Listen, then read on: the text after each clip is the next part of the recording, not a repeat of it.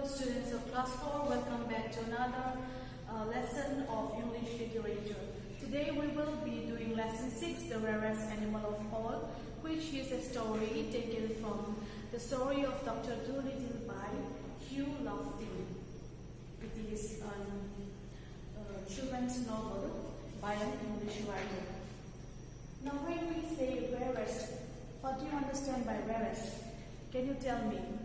Rarest, here in the book it's given, rarest means most uncommon or unusual.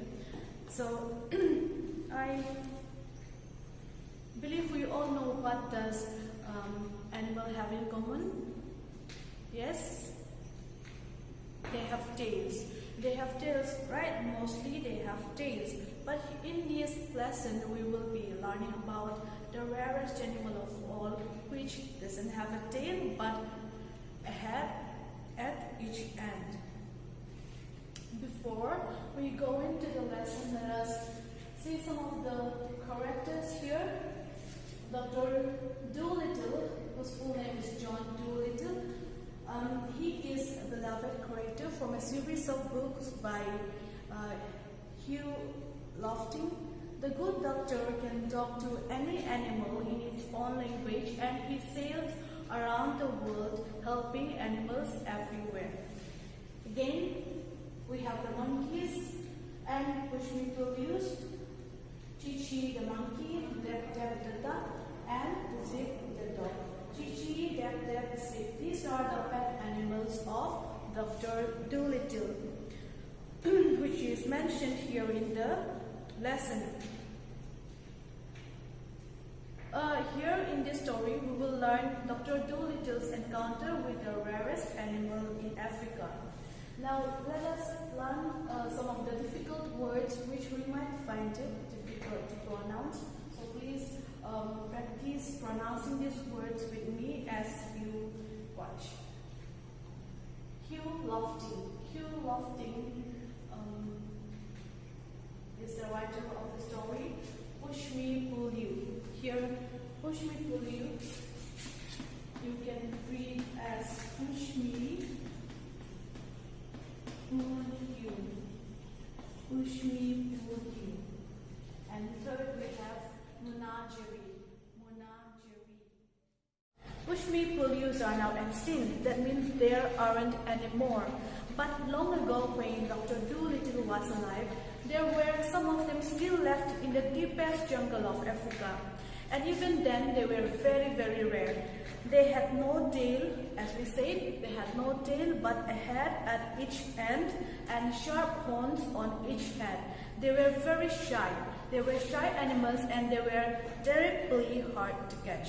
No matter which way you came towards push me, pull you, he was always facing you, and besides, only one half of him slept at a time, while the other head was always awake and watching. This was why they were never caught and never seen in zoos, though many of the greatest huntsmen and the cleverest menagerie keepers spent years of their lives searching through the jungles in all weathers, whether it be sunny or rainy. These menagerie keepers, who are the menagerie keepers? They are persons who look after a collection of wild animals. Okay, persons who look after a collection of wild animals. These animals, these huntsmen and menagerie keepers spend years searching for these animals, but they can never catch not a single one had ever been caught by them. If you look at your book, in the picture it is clearly seen that the push me, pull you had a head at both the end and two sharp horns. So he was the only animal in the world with two heads, even years ago. One day, the monkeys they set out looking for this animal through the forest. And after they had gone many miles, one of them found strange footprints near the edge of a river, and they knew that a push me pull you must be nearby. Okay, nearby that spot. Then they went along the bank of the river a little way, and they saw a place where there were high and thick grass. And they guessed that he was in there. Why did the monkeys look out for the pushmi-pullus? Because the monkeys have been looked after by the doctor very well. So the monkeys wanted to show their gratitude. What they wanted to thank the doctor by gifting him something precious. So they went looking for the rarest animal, pushmi-pullu.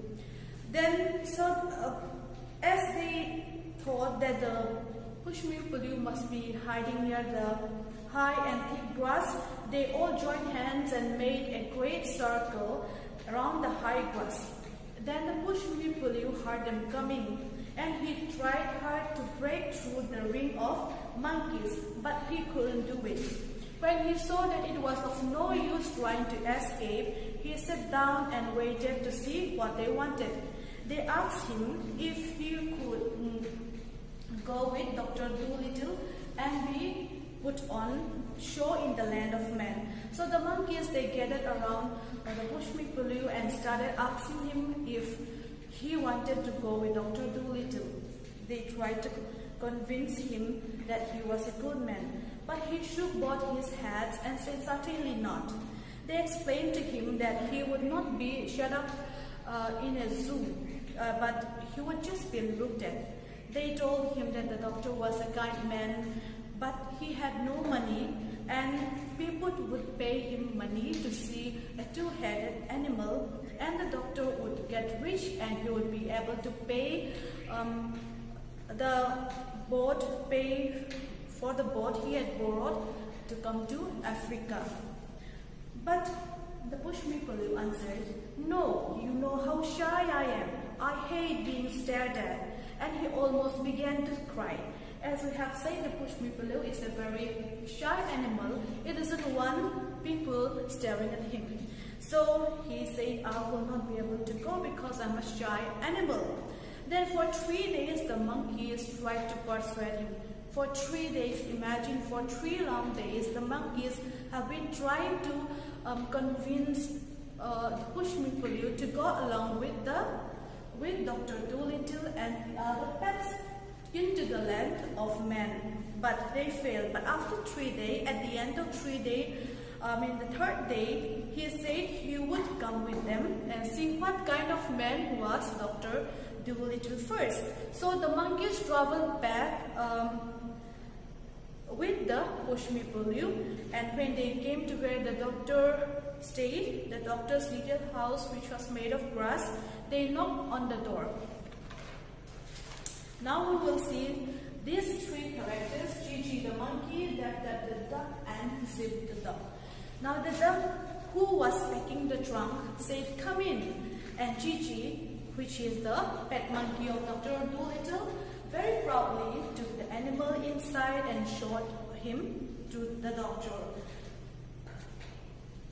What would be the reaction of the doctor when he sees a two-headed animal? Wouldn't he be surprised?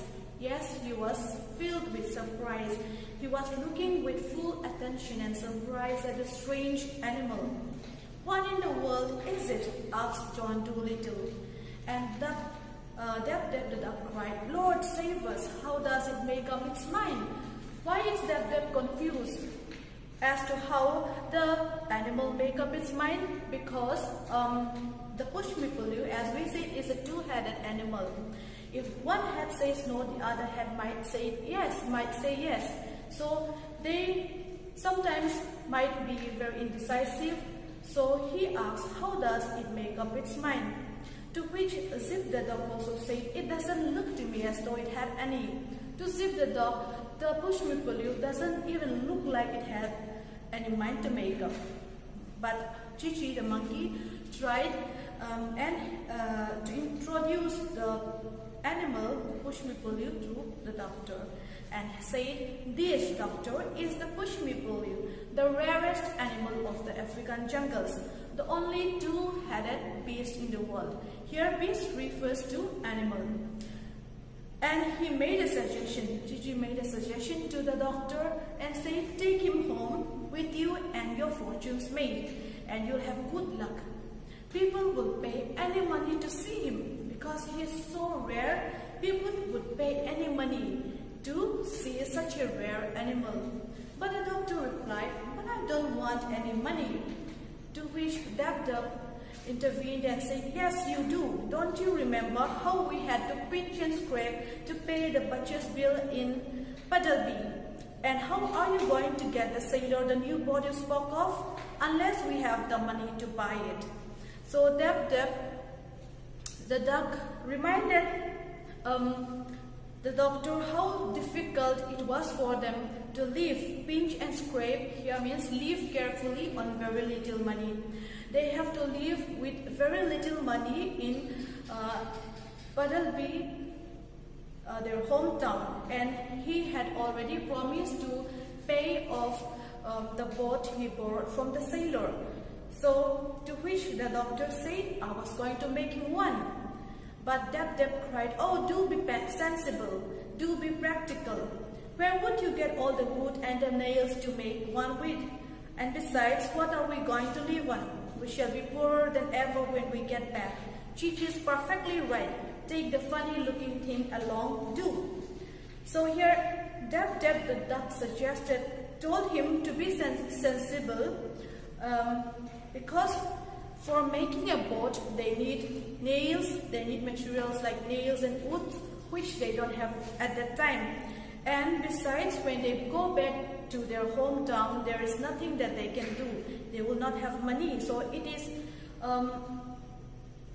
best to take the Pushmipulyu to their place and earn some money through the Pushmipulyu. Then the doctor murmured and said, well, perhaps there is something in what you say. It certainly would make a nice new pet, kind of pet. Now the doctor is willing to take the Pushmipulyu to the land of men only if the Pushmipulyu agrees. And the Pushmipulyu agreed and said, yes, I will go. Because the Pushmipulyu had seen that the doctor was a man to be trusted. He can trust him. He said, you have been so kind to the animals here, and the monkeys tell me that I am the only one who will do. But you must promise me that if I do not like it in the land of men, you will send me back. So the Pushmipulyu agrees to go with Dr. Dolittle, because Dr. Dolittle seems to be a very kind man, as he have heard from the other animals, and also with a condition that if he doesn't like to stay in the land of man, Dr. Dolittle will send him back to Africa, to which the doctor agreed and said, fine, certainly, of course. The doctor also agreed to take the Pushmipulyu. So this is how the story ends. Now, in this story, we have seen that it is a very beautiful adventure of Dr. Dolittle and his pets, and also about the rare animal, the rarest animal that we. Now, in this story, we find the doctor's love and concern for the animals. In the same way, the animals have given him back the same love and concern. I hope you enjoy the story, and please do visit the school website for more updates, and keep on checking the videos uploaded in the school website. Thank you.